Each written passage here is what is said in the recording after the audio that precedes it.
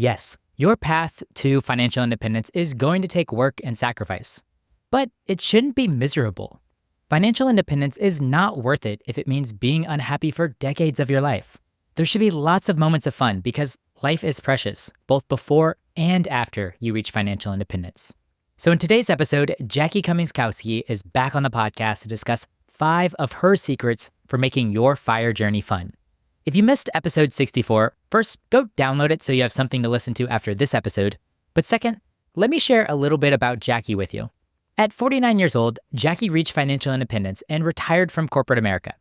This was an impressive feat in itself, but even more impressive for someone who grew up poor, became a single mom in her 30s, and never made over $100,000 salary.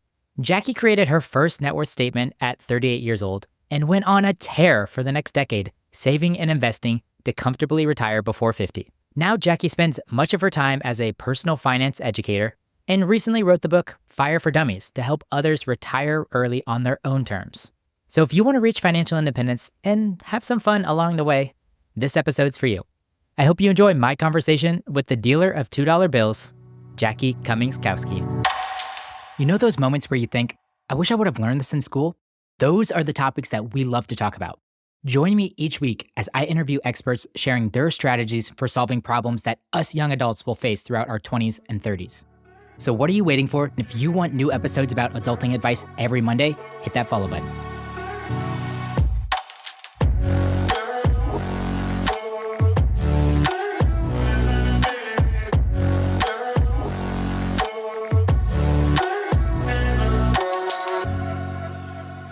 Well, Jackie, so glad that you're back on The Struggle is Real. It's been way too long. Your first appearance was episode 64, where we did a deep dive on HSA. So if you're interested in that topic, definitely go check out episode 64 after this. But I want to chat about a different topic in today's conversation. You recently wrote the book FIRE for Dummies, which congrats on your second book. I know the first one was a labor of love. This one seemed like labor for sure, and hopefully some love coming afterwards. But I was really fascinated with one chapter in there where you talked a lot about how to make your FIRE journey fun. And maybe it's because I'm in this period of life right now, but I feel like I'm almost got the FIRE thing on autopilot right now. I'm just kind of waiting out the time, letting compound interest do its thing, but I'm looking to ingest as much fun in this process as I can. I'm kind of progressing towards slow FI or coast FI to an extent, and I really resonated with this chapter. And I wanted to pick apart a couple of the tips that you shared in this chapter. And I'm hoping we can start in a place that I think makes a ton of sense, which is this tip that you shared: don't cut expenses for things you'll be miserable about. And I love starting here because, once again, I think your FIRE path should be fun and it should work for you. You don't have to cut everything out in your life. And I do think FIRE gets a bad rep sometimes for that kind of stigma. But can we open that up, and can you share or talk a little bit about that? Yeah, that's to me a big deal, because I remember when I first learned about the FIRE community, when I was seeing some people talking so much about scarcity mindset and a lot of the extreme frugality and extreme minimalism, that was a huge turnoff for me. And if I didn't keep digging, I probably would have just labeled the entire FIRE community as being extreme and not being any fun.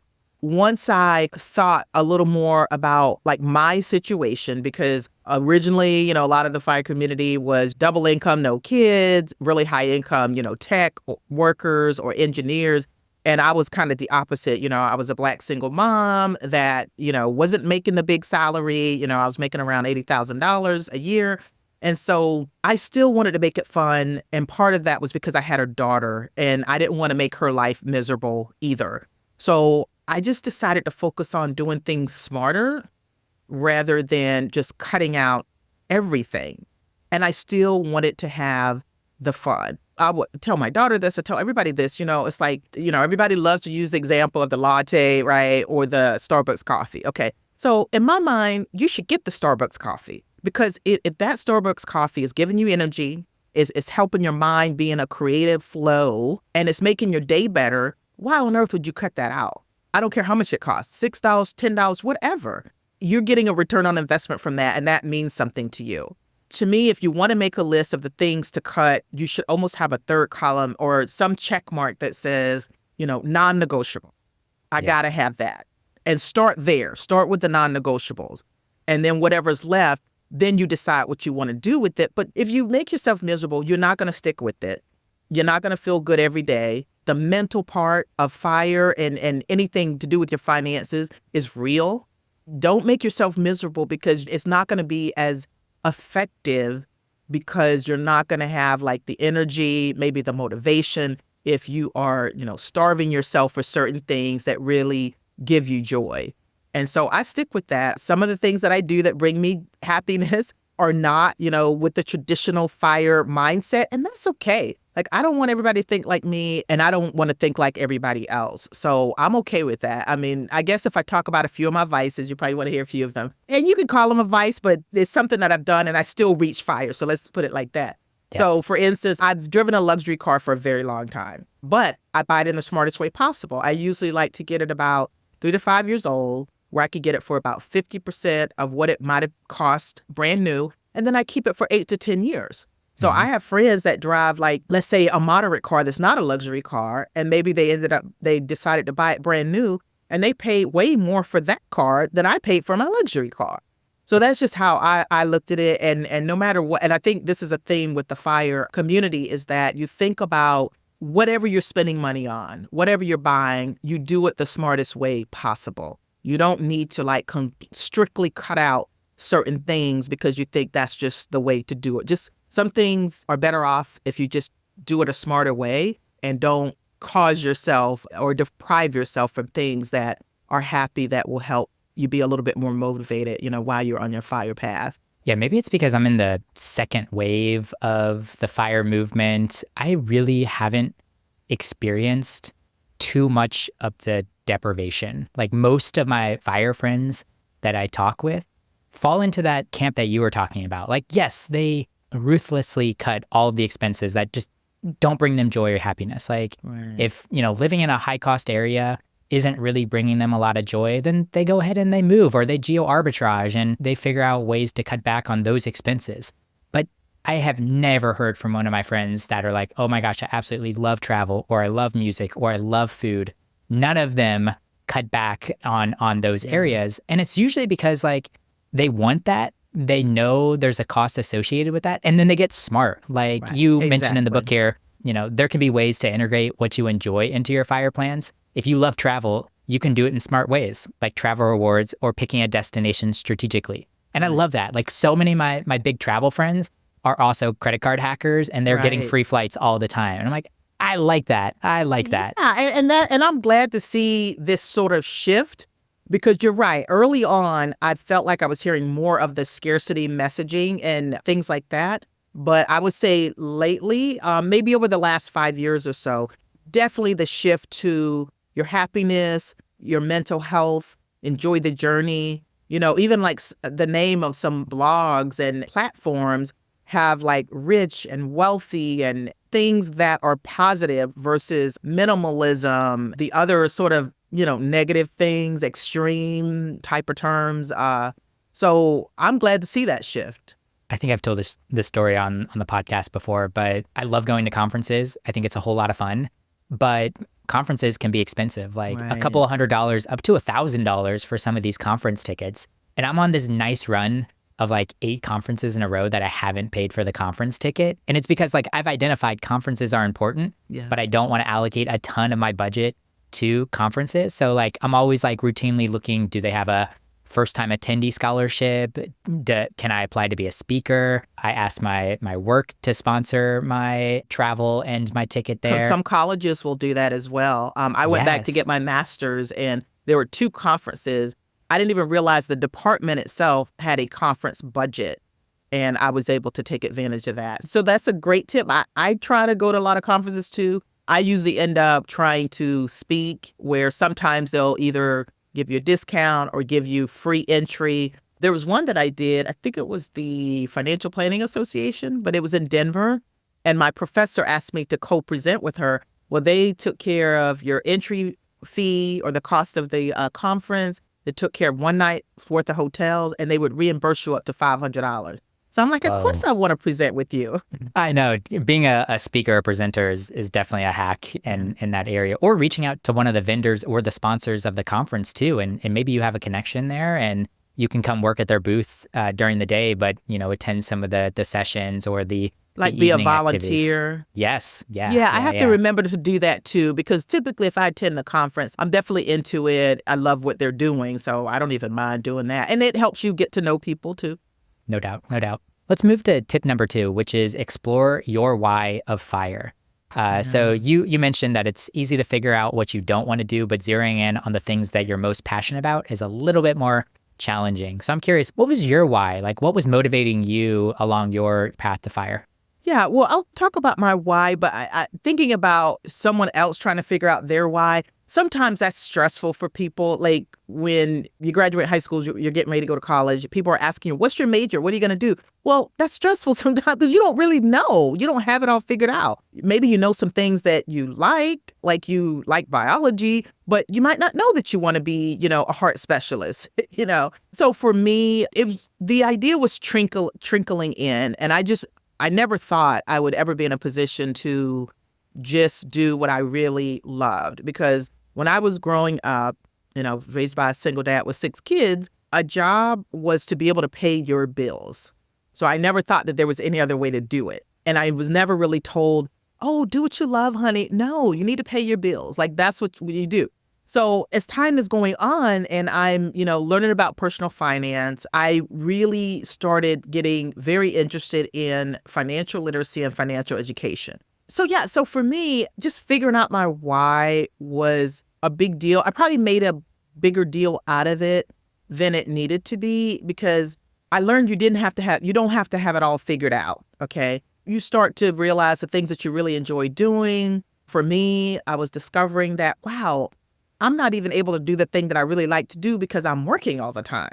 By the time I got home, I was mentally exhausted.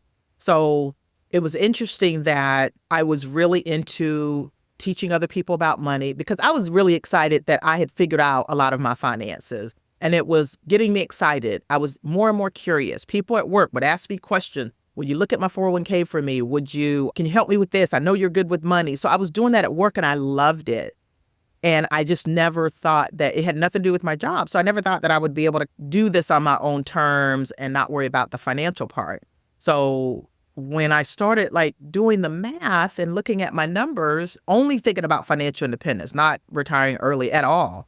But when I started looking at my numbers and thinking, maybe I can. How great would it be to be able to be okay financially, but to do that thing that I love? And the key was that I didn't have it all figured out. I didn't know how things were going to shake out. I just knew I loved helping people with their money and personal finance. At the time, I was going to a lot of high schools and colleges, and I loved working with younger people because they had so much time to get it right. My daughter was in high school at the time, and so I ended up doing a lot of things because, she was in that age range. Finding my why it naturally came to me. And I think for most people, it happens that way because if you're just doing more the thing you enjoy, you're like, wow, what if I could do that full time? Or what if I could do that on my own terms? You don't have to have it all figured out. So I didn't, even if I did think I had it figured out, it changed. Like everything changed so much after I finally decided, okay, I could step away from work. I have my finances set up to where even if I didn't make another penny, I would be okay because I've got my nest egg saved up and ready to go. And so it was kind of cool to be able to step away. And honestly, I just wanted the reset. For me, I had to step away from my job. It had nothing to do with personal finance or anything like that. It would not work to try to shift. And I had been further enough in my career where, I just had to step away and call it early retirement.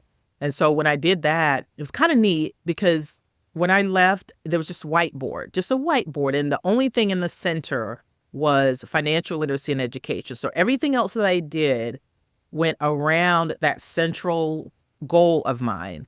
And so it was kind of fun just to explore, just to get to know more people that are interested in the same thing. I ended up going back to school, to get my master's degree. That was a ton of fun. I'd actually never been in college where I didn't have to work at the same time. So that was cool.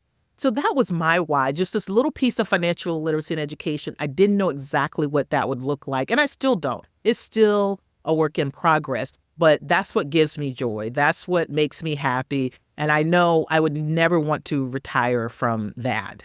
Yeah, the uncertainty on what my why is going to be in 5 years, 10 years, 20 years almost makes financial independence more attractive to me. Like the fact that I know I'll be able to control my time to whatever degree I want to at that stage. Because if for some reason I become interested in becoming a great chef, or Right. I have a kid and I really want to double down on being an amazing parent or whatever, like the fact that I don't know how I'm going to want to focus and spend my time makes me want to pursue financial independence even harder. But I Yeah. think having some kind of why right now can almost help you get over that one more year syndrome. And I know you Right. experienced a little bit of this too. Like there was just something better that you really want to utilize your time on that you eventually just had to confront leaving your job so you can invest more time into financial literacy and personal finance education. And it got you kind of to make that leap out of your career and into this kind of second career or pursue this interest a little bit more heavily. Yeah, the only thing I wish is that I would have done it sooner. But, I was kind of a scary cat. I wasn't an entrepreneur, so I needed to build up the nest egg so that if everything went wrong, I would still be okay. Like that was my Mhm. mindset. Yeah, that's fair. Let's move to tip number 3, which is to start learning what you are most curious about. So I like this. There's a lot of people that maybe dabble in or have some interest in a finance topic. They aren't quite sure, but they definitely want to get more proficient whenever it comes to personal finance. But they hear all these things. It's like, you got to start learning how to make a budget and start budgeting, or you need to figure out retirement accounts and start planning for retirement. But they're like, that's just not really that attractive for me. So I love that one of your tips was to be like, start where you're most curious. Can you expand on Yeah. that a little bit more? Yeah, that's really one of my favorite parts because nobody really tells you to start that way. Like if you post something in a community or a group online and you say, okay, I'm ready to get my money together. Where do I start? You will get 100 different answers from different people, right? And the truth of the matter is, you are going to have more energy and be more motivated if it's something that you are so curious about to where you just can't wait to get started. And most people, they're not excited about doing a budget. So, what is it that excites you about your whole financial thing? Start there. And the key word is start. If you feel like you've got to do a budget that you absolutely hate, or do your estate planning that you absolutely hate, you'll keep procrastinating. And procrastinating, that means you're not moving forward. You're not making any progress. And so for me, I know I probably started with the thing that wasn't where normal people start. Most people, like you said, they say, get your budget under control, your cash flow, and things like that. I just didn't think that much about that part of it. But I was so interested in the stock market. And that's probably not the best way to start, but a lot of people are interested in the stock market. But when I did it, I had so much energy. I was so into it.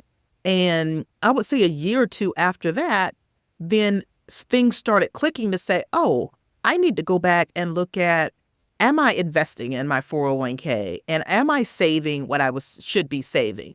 How do my expenses look so that I know how much I can invest? So you will end up, because all this is intertwined. So you will get back to point A, even if you started at point C. Mm, So, but mm. except you doing the thing that you're most curious about and the thing that excites you the most gives you the energy to just start, and it gets you excited about it. Some people are big into real estate, so that might be where they start. Just whatever that thing is that gets you the most interested, at least do something there. And then you will start to figure out that there's other moving parts that impacts whatever you started with. That's how I ended up doing it. And, it worked out pretty good for me because investing turns out to be a big theme. For most people, just starting out is probably not the thing that gets most people going in the beginning, but it got me going. It just kind of helped me start my picture. and Yes. everything else just built around it. But those other topics, they will come into play no matter where you start. So you'll get there. I just don't like for people to dread doing certain things and they never get to it or they're procrastinating. So that's just a little mental tip. Yeah, getting off the starting blocks is probably the most important aspect of your personal finance journey. But I want to challenge you a little bit. Do you feel like every entry point is safe? So, like, let me throw you a couple of examples. Something like, what about my younger brother is really big into crypto? Or I have a friend that is doing a lot of individual stock picking, or somebody's almost day trading and gambling via the Robinhood app. Like, do you feel like those are good places for people to get going if they're most curious in those entry points? I mean, those may not be the best ones. I mean, even for me, when I started, I was doing individual stock. So, in particular, when they're really young, let's say high school or college, generally they don't have a whole lot of money anyway. Okay. So, it's better that so the worst outcome, what's the worst outcome? The worst outcome is that they lose everything they put in if it's that risky. Okay. So, if you're in high school, you're in college, unless you're a trust fund baby or something, you don't have a whole lot of money. And I even did this too. Back in the 90s, I tried my first hand at investing and I put $1,000 in like some .com stock. I don't even know what it was. And I ended up losing all but like $80 of that $1,000. Now, it felt horrible, but there's some value in learning a lesson and making mistakes. And so sometimes that is the way you have to learn. So typically when you're very young, again, people think a lot about their kids or their grandkids, and they will immediately like just blast anything people say their kids or grandkids say about cryptocurrency or trading on Robinhood or whatever. It's like, to me, that is a teachable moment and it's an opportunity to start a conversation with them. Because think about what they're really wanting. What they're really wanting is, gee, I want to make money from the stock market like everybody else. Okay. Yes. So if they still end up continuing to, invest in the crypto, whatever, the worst they can do is lose whatever little money they had. Sometimes when they say, oh, yeah, I want to buy crypto and things like that, they might not even have $100, maybe a couple hundred. OK, so if you believe that it's the wrong thing and they lose the money, what does that hurt? And I believe it might help even more because they have experienced the lesson firsthand. Mm-hmm. And so it's better to do it when you got $500 than when you have $500,000.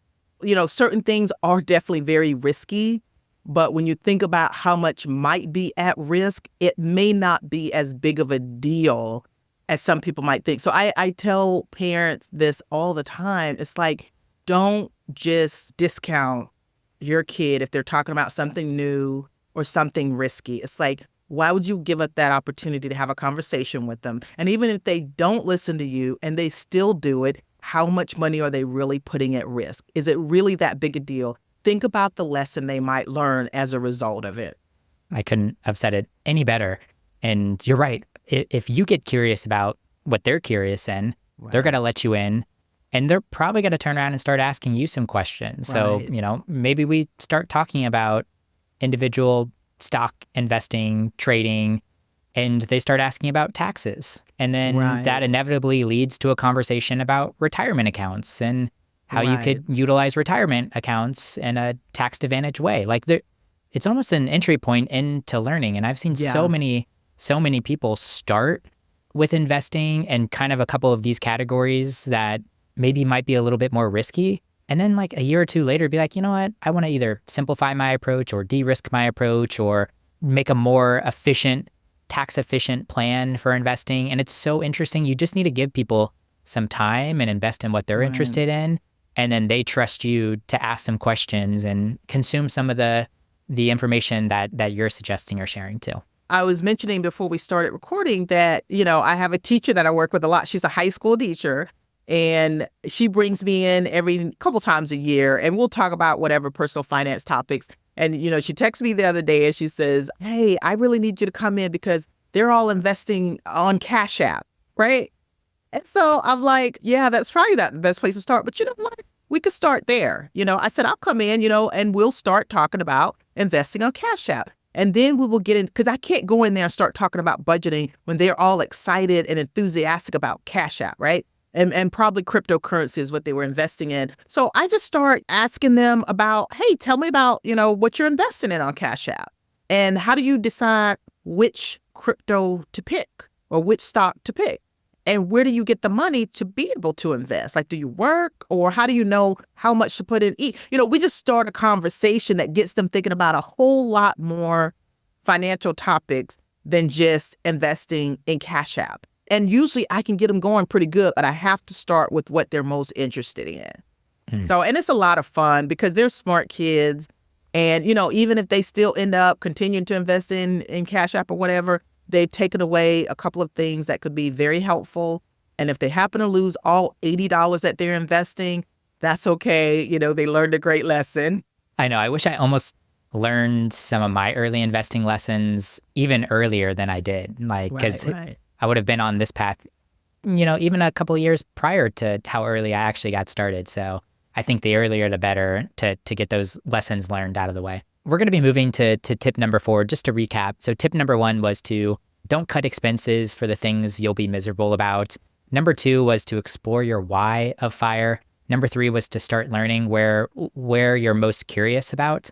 And number 4 is to celebrate your wins. And I think, every one of us probably needs this reminder. I wish I celebrated my wins more often. And I'm coming up on a big milestone here, hopefully soon, in my own personal net worth. And I want to do something to celebrate it because I realize how important that is. But you threw out a couple of ideas in the book. It could be paying off your student loans, or hitting your first $100,000 in net worth, or maybe even hitting 0 in your net worth. Like so many of us 20-somethings do our first net worth and realize, well, we're actually in the negative because we are in a period of our life where we weren't earning a whole lot. And a lot of us went to college and took out a decent amount of college loans, and maybe we bought our first car and things like that. So we might be in the negative, and that's totally fine. Do you remember some of the first wins that you really celebrated and made you realize, whoa, I'm making progress here? Yeah, I probably didn't celebrate enough, but now I celebrate a lot. Like if I've had, a bunch of stuff going on during the week and I realize I co-host a podcast as well. Oh, we just had a great episode where the downloads were bigger than any other of our downloads. And I'll be like, it could be something as simple as sending a text to my co-host or the team and saying, look what we did. Like, this is a big deal. Or even just creating like a little, and a lot of people do this on social media with their finances. Now, something that really helped me was when people would share their behind the scenes and share their numbers. And so there's a lot of people in some of these groups that will share, oh, I just hit $100,000, or I just got back to even, have a glass of wine or whatever. But just thinking about during my journey, I do remember most of it, honestly, was by the time I had made the decision to retire. So that was a big win. Because mentally, even though I had my FIRE number and all that, mentally, it took me two more years to actually celebrate. So when I hit the number, I did not retire early. I really wasn't telling people at my job or anything like that. I did do a little mini vacation with my girlfriend. We got a few other friends to come along. But, we had drinks and we talked about like imagining when I was done with work. And these were people that I trusted because I wasn't telling everyone else. And I guess if I could have a do-over, honestly, I would have been celebrating more milestones, but I wasn't tracking like I should. So as you track and you hit the milestones and the celebration, it doesn't mean have a big party. You don't have to do it that way if that's not your thing. But it could be as simple as, you know what, I've been hustling hard to get to this $100,000. Maybe go to the beach or be in your backyard or whatever and just chill and do nothing for like most of the day. Or even take a freaking day off from work and say, you know what, this is just my day. This is my staycation. I'm rewarding myself for working my butt off, sticking with this job, with benefits. I'm going to take, this day off and I'm just going to have it for myself. So whatever little luxuries or little thing makes you happy, it can be as big or as small as you want. Do it that way. I don't think that I did enough of celebrating the milestone. I probably would just do it. It would give me like these little spurts of joy. Like when I did start tracking it, and I finally got to the $1 million, that was a big deal. So, we didn't have all the apps that you have now when I was in the thrust of my fire journey. But I remember I created this 5-year tracker, and it was 5 years before I retired, and I had it color coded. And each year I listed every account I was contributing to, and I added that up, what that was going to be, added to my net worth already. I made projections on how much my net worth was going to grow that particular year. And it was just nice that at the end of the year, and I think my assumptions were like around 9%, which was reasonable. And it was so fun when my projection of 9%, when we had a really good year, and it was like 32%. And Yep. so, those little spurts of joy. And I'm like, that's awesome. And sometimes, honestly, just updating my net, the journey was a lot of fun when you're seeing your money go up. Like, to me, we got a lot of hobbies and a lot of things that make us happy and fun things. And that was just kind of fun for me because I had never tracked my money before like that. So it was really cool to see that. And that would, I'd have a glass of wine and I'd be like, got $10 million. And I didn't even make a big deal out of it at the time. I don't even know if we had a lot of fire communities and things like that. I really didn't have anyone, I wasn't going to tell my family. There was really not anyone that I was telling. So I was sort of celebrating myself, but it was a great feeling.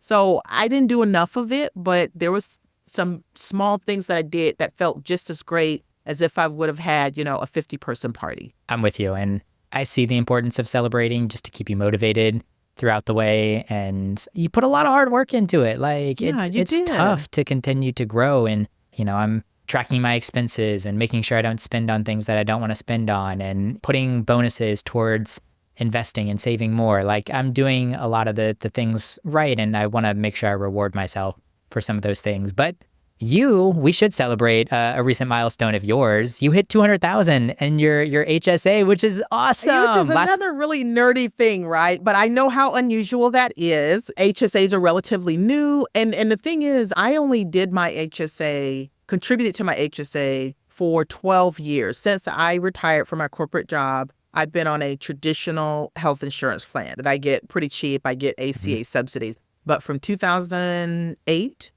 to 2019 when I retired, so that's 12 years, I stopped after 2019. So I haven't even been contributing more. I've taken a little bit out, about $3,000. And yeah, it just crossed over to $200,000. So, I mean, that's a nice little tax-free nest egg that I plan on using, as I get older or whatever. But yeah, it's just kind of nice. It's just a part of, my investable assets and my nest egg and everything. But it's one of the most powerful parts of it because I got a tax break when it was going in and while it's growing. And now when I get ready to take it out, it's going to be tax-free as long as it's used for, some of the healthcare stuff. And, as we get older, we know that's a bigger deal than while we're young. I mean, I'm so thankful. Me and my daughter has been very healthy all this time and hardly spent anything on healthcare. But, I know that probably is going to change as I get older. So yeah, that gives me some comfort, and to know that it grew so much after I retired when I wasn't putting anything more in there is just kind of nice. So yeah, I hit that little milestone.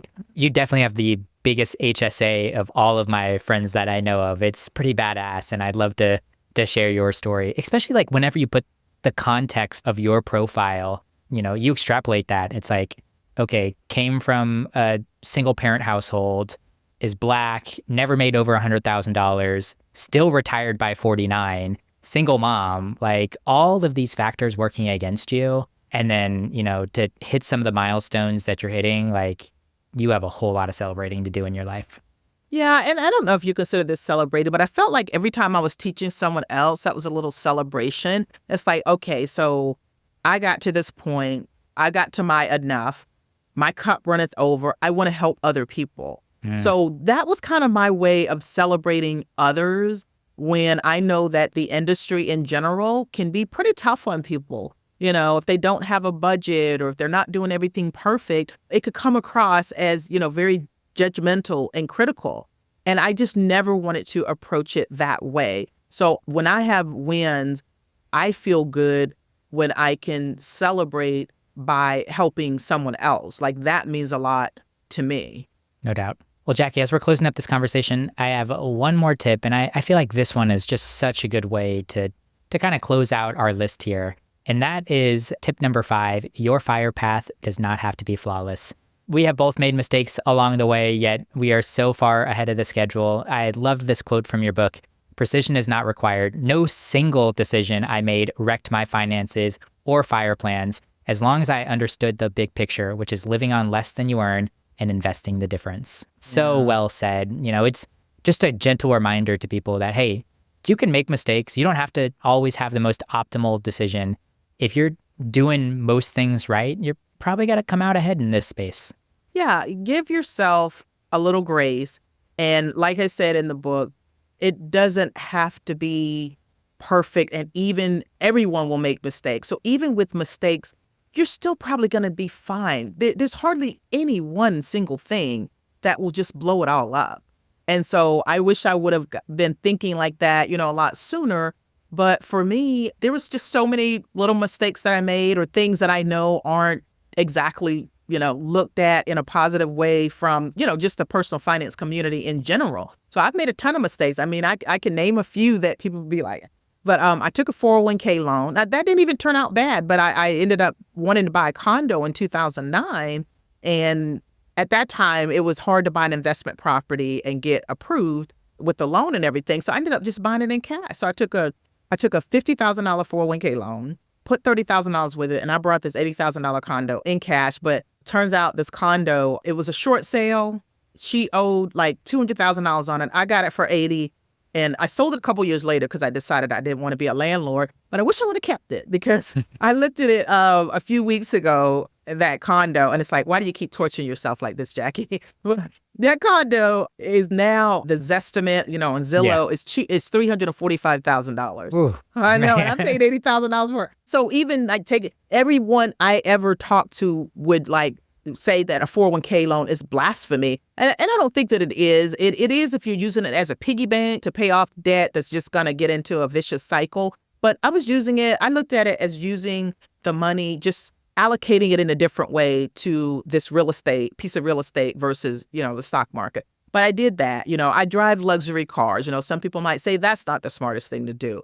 I didn't pay off my mortgage before I retired. I still have my mortgage. I proactively decided to do that. Looking at my interest rate and everything, the debt does not bother me. It doesn't keep me up at night. For a lot of people, it does. Precision is just not required. And I think one of the things that I love about the fire community is that they usually will be very mindful and think through their decisions and do what works for them. So if you think through it and it's just not for you, then, you don't have to do it. And that one decision is not going to kill your fire plans. A lot of people travel hack and things like that. So if you pay full price to a ticket or for a plane ticket, is that gonna, ruin everything? No. If you book a flight at the last minute that cost you twice as much as if you would have booked it several months in advance, that's not gonna kill it. And I think just really started thinking about some of these things after I retired, when all my laid out plans, none of them went as planned. Everything shifted, and I ended up doing many different things than I thought I would be doing when I retired. And I tried to get the math so right. I tried to get the financial part so perfect. And when you first start, you kind of do want to make sure that it's all right. But 5 years post-retirement, a couple things make me feel so much better than when I was approaching it. And one of those things was looking at my net worth. So at the time that I retired, my net worth was $1.3 million. And I have drawn money out of my accounts since I retired. And it has still grown. And now it's right under $2 million. From 1.3 to 2 million, I've been taking money out, and it's been 4 years. I'm like, oh, that's great. And that's including 2022. So I think I'll be okay. And then another thing, I was overly pessimistic, and a lot of younger people are, about Social Security. And I didn't give it much thought, but I did not include that in my plans at all. And I know a lot of people in the fire community do not, okay? And there's just a lot of political stuff about it. But after I retired, I wanted to look at Social Security through the lens of an early retiree. And I did this. I love case studies, but I put together some numbers for someone that only worked for 10, right out of college, from 22 to 32. They made $60,000 a year and they never worked a day in their life. And I looked at what their Social Security would be, looking at all the moving parts, all the components, their whole formula. And that person would still get about, even if they took it as early as possible, they would still get about $1,000 a month adjusted for inflation for the rest of their life, and the government can print money. So as long as you've got younger people that's paying that FICA line item that you see on your check, Social Security will be around in some form or fashion. So not that it's going to do anything now because I'm not on Social Security, but that's kind of like my backstop in my older years. So if things get screwed up and I use up more of my money than I thought, then in my later years, I've got that as my backstop. So all these little things help me realize I didn't have to be as precise as I did, because I like building in safety nets and building a little bit of margin. That is what helps you kind of feel better about things. And then you start looking at these other things that makes you realize, okay, I can loosen up just a little bit. So yeah, the whole thing about you don't have to be flawless. You don't have to be flawless. Yeah, as much bad things can happen, there's almost as much possibility that good things can happen. Like the fact that you retired with 1.3, that was probably even more than you needed to take care of yourself for the rest of your life. And now you're looking at your net worth and you're closing in on $2 million after you've been drawing down on it for 5 years. Like that can happen to anybody. Like just as much as we can have a bad sequence of returns, we could have a positive sequence of returns, and we can find ourselves with even more money than we ever planned or anticipated to have. Plus all the other things that come through. I'm sure you're making some money speaking and doing other gigs and random things that are just like continuing to flow in that you never planned for. I did not plan for them. And that's why for younger people especially, you've got youth on your side, you've got your energy. It's unlikely that you're going to just sit around and do nothing. And, when you're 70 and you're retiring, you're probably not going to do much more. But when you're 30 or 40 when you retire, you still got a lot of great working years, a lot of ideas, a lot of passions that you want to do. And those passions and your doing meaningful work that you love does not have to be tied to a job. And more than likely, whatever that thing is you do is going to bring in some type of income, and that helps as well. Like these 4 years I've been retired, it's gone all over the place, up and down in terms of how much I had to pull out of my retirement accounts or my investment accounts versus how much I had bringing in from a different project or something like that. The first 2 years I was in college, I went back to school. And so I was spending money. I mean, there was a little bit that came in, but I wasn't proactively really trying to do anything. I really just wanted to focus on, my program and graduating. You probably have passions and things that you really love to do, and somebody will pay for that. And being so young, I feel like we underestimate human capital. You've got more human capital than what someone would have at traditional retirement age. And that human capital is probably going to get you some kind of income, some type of money or revenue or something. Yeah, and as a 20-something, you have plenty of time to mess up and restart and to get going again. And I know you talk to many people in your show that you co-host, Catching Up to Fi, that feel like they're starting late and they're in their 40s and 50s. So if you're in your 20s right now and you're like, I'm worried about messing things up, I'm trying to get everything perfect right now, like you do not have to worry. I promise you. You could blunder for the next 20 years and still probably be in the general sentiment of how people feel on their path to financial independence. So do you want to share a little bit about the show that you co-host? And then I'd love it if you also plug the book where people can find that and what they can expect if they pick up the book. Yeah, so the show that I do are a bunch of people that wish they could trade with a 20-year-old. No matter what you know about finances or whatever. So it's called Catching Up to Fi, and it's for late starters because I truly feel like I got a late start. Like Justin, I was saying, I feel like as far as learning about investing, we're about the same age because I didn't even really start learning about investing till I was nearly 40 years old. And that's horrible. I mean, now there's 25 states that actually require personal finance in order to graduate from high school. So that's helpful. And that's where a lot of people will benefit. I mean, maybe not your 20-year-olds today, but, the ones that's coming behind us, or maybe when they have kids, we're in a place where they will get taught this at school. And, hopefully, as we learn about money, we will teach, our own kids or whatever. But yeah, so we talk a lot about catching up. They don't have things like compound growth. They don't have that long time period that someone has that's in their 20s. So that's another thing to definitely benefit from. You could start with tiny, tiny. Like when you have financial professionals saying that, oh yeah, you should save 10%. Honestly, that's all. If you started with that when you're in your 20s, just out of college, that is perfect. And that could almost set you up to be able to retire early, just doing that one thing. But when you are 40 years old, the 10% is just not going to work. If you want to retire early or retire on time, you got to beef that up. So it's just much easier to do a little bit on the front end while you're young versus waiting till later. But we're helping them feel better because there's a lot of shame sometimes. People feel bad that they don't know some of these things and they feel so behind. And they're behind for a lot of different reasons. Sometimes maybe they were an immigrant coming to this country. Maybe they got a divorce, or maybe just nobody taught them about it and they just was kind of sleeping. A lot of times I hear people say that. We have a community of late starters and we journey together to learning about certain topics, and we have experts on. And then we also have some great stories of people that have overcome. I consider myself definitely a late starter, but I still finished early. I still retired in my 40s. Apparently there was a big gap of people that's in this sort of middle, because it feels like everybody's either talking to the baby boomers because they got all the money, right? Or they're talking to like millennials because that is the bulk of the workforce. But a lot of 40 and 50-year-olds really feel in the middle. It's like we're forgotten. There's not a whole lot of platforms dedicated to people like us.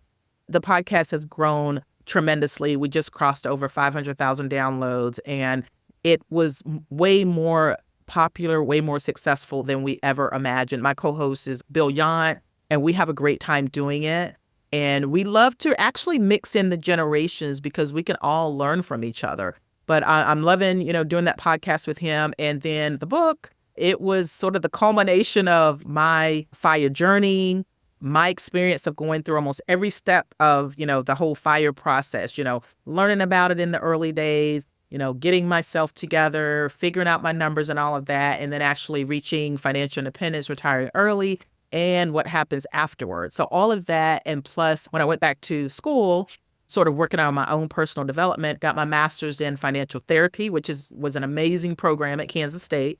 And then also, this was not a part of the plan, but I got my CFP, Certified Financial Planner, which is no joke. It's a very, very, very hard exam. And I don't necessarily want to practice as a one-on-one planner, but I'm like, you know what? I feel like everybody should have access to the mind of a CFP.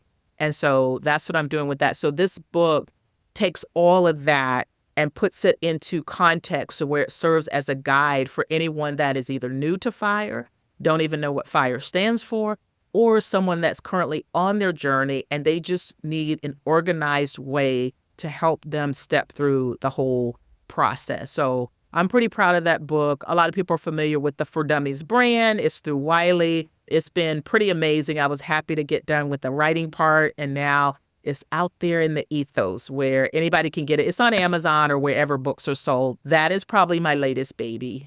That's awesome. Jackie, final question for you. If you had the opportunity to teach a 16-week class to a group of graduating college seniors on a topic that isn't normally covered in the classroom, what would you teach them and how would you teach it? Yeah, something's been bugging me lately, and that's 401ks or employer-sponsored retirement plan. The reason why I would choose that topic is because pretty much everyone that's sitting in that classroom, they are going to be finding a job or looking for a job right after college, right after they graduate. And one of the first things that happens is that they push the benefits package to you. And the biggest part of that is your employer-sponsored retirement plan. And most people start investing that way. The reason is that usually there's a match. It's automatic. It comes right out of your paycheck. You get a simple list of funds that you choose from, okay? And I've worked with several people lately where it's pretty unfriendly. Like, why can't it look like Robinhood and big buttons like Apple, touch and scroll and just easier? So it's not you, it's them. It's very convoluted, not user-friendly, trying to find where things are, trying to understand what's in a fund, and I will step people through and say, click the extra link so that you can see this one page that will show you what's in it. And then you got the questions about, well, where do I go to change how much I put in? Where do I choose, which fund I want to switch how my existing money looks like. But these things, some of them look like they were like a flashback from the 90s where they're so unfriendly. It shouldn't take more than 15 minutes, but because they're so clunky, some of them, it could take a little bit longer. So just, set aside a little bit of time to be able to find it. I mean, all of them have to have certain things like where do you go to name your beneficiary? Where do you go to see if you want to choose Roth or traditional, or if you want to, how much you want to put in per paycheck? It's there somewhere, but it's just not as user-friendly as it needs to be. So I'd like to teach a class where I go live with a 401k or 403b or thrift savings plan or whatever the employer-sponsored retirement plan is to help them navigate it so that they don't have that additional stressor when they're starting a new job, but they can get their finances and get their investment tree growing from day one and not think about that. Think about their career and all the other things, starting their job and all of that. So that's what would be my class. And maybe you can go and change the industry a little bit too, because it should not be that complicated, especially as the first entry point many people have, especially 20-somethings have whenever it comes to investing. It's your 401k. Yeah, I'm about to get real loud about that because I guess if I saw one bad one, that would be one thing. But lately, every single one that I've looked at has been clunk. And this is me looking at it with them, a professional. Yeah.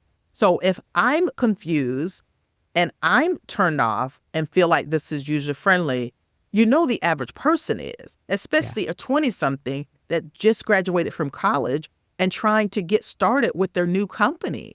So yeah, it's just not what it should be. And if you've got AI and you've got Apple with an amazing iPhone and you've got Robinhood and all these wonderful, easy, user-friendly interfaces, there is no reason why something as simple as a 401k can't be just as easy and friendly and inviting to make it a 10-minute process versus a 1-hour process. Once again, everybody, this is Jackie Cummings Koski, author of the newly minted book, Fire for Dummies. You can pick it up at Amazon or wherever you find your books.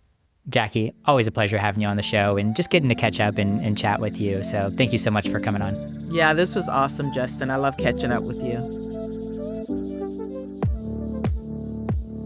Thanks for listening to the episode. As always, I appreciate your kind words. If you want to leave us a rating and review on your podcast player right now, that would absolutely make my day. If you want to find episode show notes, our blog, and other great resources, head over to tsirpodcast.com. If you have follow-up questions, an idea for a future episode, or just want to say hi, we have a contact form on our website, and those messages go straight into my inbox, and I promise you, I will reply. But all right, guys, I really appreciate you tuning in. I love you all, and you're not alone. Let's keep making it through our struggles together.